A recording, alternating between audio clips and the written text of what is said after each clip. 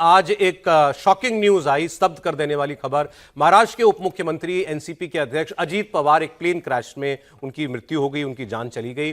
सुबह 8:10 पर वो मुंबई से उन्होंने एक चार्टर्ड प्लेन में, प्राइवेट प्लेन में उड़ान भरी थी और उसके बाद खबर ये आती है कि लगभग 35 मिनट के बाद जो है, लगभग पौने 9 बजे के करीब वो विमान बारामती में क्रैश हो गया। वो मुंबई से बारामती जिला परिषद चुनाव के लिए जा रहे थे, प्रचार करने के लिए जा रहे थे। आज उनकी 3-4 सभाएं भी लगी हुई थी।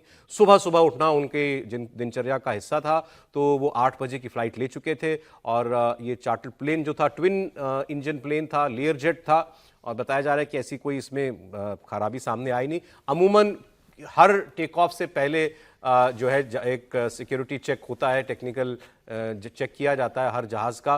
वो इस जहाज का भी हुआ ही होगा, ऐसा उम्मीद करते हैं हम। अब देखिए, एक नई जानकारी इस जहाज से जुड़ी हुई आ रही है। VSR वेंचर्स नाम की कंपनी का ये जहाज था और इस कंपनी के मालिक का बयान आया है कि विमान बहुत ही अनुभवी पायलट उड़ा रहे थे। VSR वेंचर्स बहुत इस हादसे को दुर्भाग्यपूर्ण मानता है, ये बात उन्होंने कही है। और मैं देख रहा सुहेल सेठ, जो कॉर्पोरेट जगत की एक बड़ी हस्ती है, उन्होंने VSR एविएशन पर सवाल उठाते हुए कहा है कि ये हैबिचुअल ऑफेंडर है, पिता पुत्र कंपनी चलाते हैं और सब लोग ये कहते हैं कि जो चाहते हैं वो करवा लेते हैं DGCA से, और ये चार्टर्ड कंपनी जो है ये बंद कर देनी चाहिए, ये वो कह रहे हैं।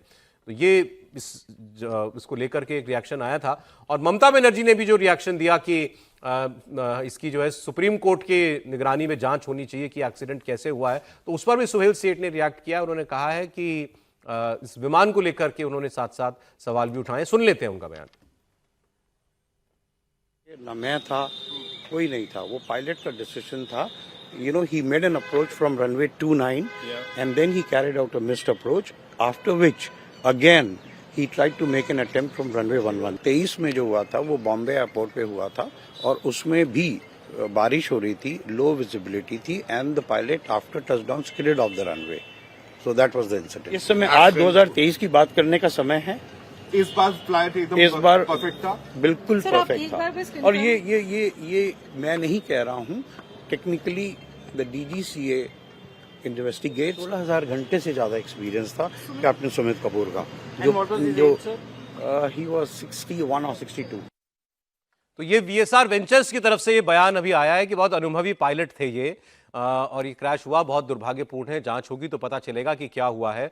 और लेकिन इससे पहले भी इस कंपनी का एक जहाज क्रैश हो चुका है। ये सुहेल सेठ भी इस बात को कह रहे थे, शायद वो सवाल रिपोर्टर ने पूछा भी कि 2023 में भी कुछ हुआ था, तो उन्होंने कहा कि ये 2023 की बात करने का वक्त नहीं है।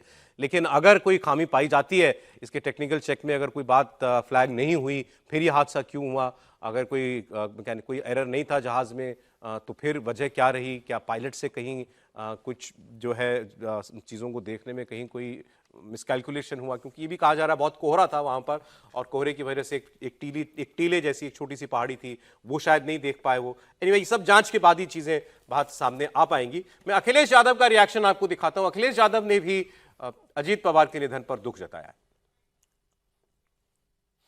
बहुत दुखद है जो घटना हुई है, जिसमें जो खबर आ रही है, जो जानकारी मिली है, पवार परिवार के लिए बहुत दुखद घड़ी है।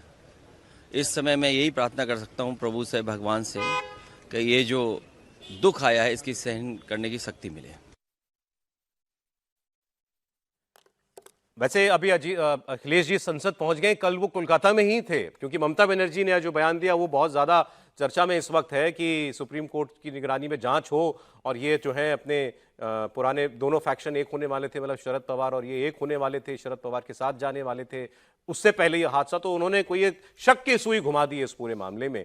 और अखिलेश यादव जी कल थे, मैं ऐसे जोड़ रहा हूँ, कोलकाता में उन्होंने ये कहा था कि देश में अगर कोई बीजेपी से लड़ाई लड़ रहा है तो वो ममता बनर्जी ही है, ये भी उनका कल का स्टेटमेंट था। लेकिन आज खैर उन्होंने कोई, ममता बनर्जी जी ने जो जिस तरफ इशारा किया ऐसी कोई बात अखिलेश यादव ने नहीं की, उन्होंने तो केवल एक संवेदना व्यक्त की है। पीयूष गोयल जो केंद्रीय मंत्री हैं, उनका रिएक्शन आपको दिखाता हूं। वो क्योंकि मुंबई के रहने वाले हैं तो वो अजीत पवार के साथ उनका संबंध काफी गहरा होगा। उन्होंने कहा भी कि मेरे बड़े घनिष्ठ मित्र थे। हमारे घनिष्ठ मित्र थे, हमारी सरकार में अहम पद पर थे, सहयोगी थे, महाराष्ट्र के बड़े ऊंचे स्तर के नेता और हम सबके प्रिय अजीत दादा अब नहीं रहे।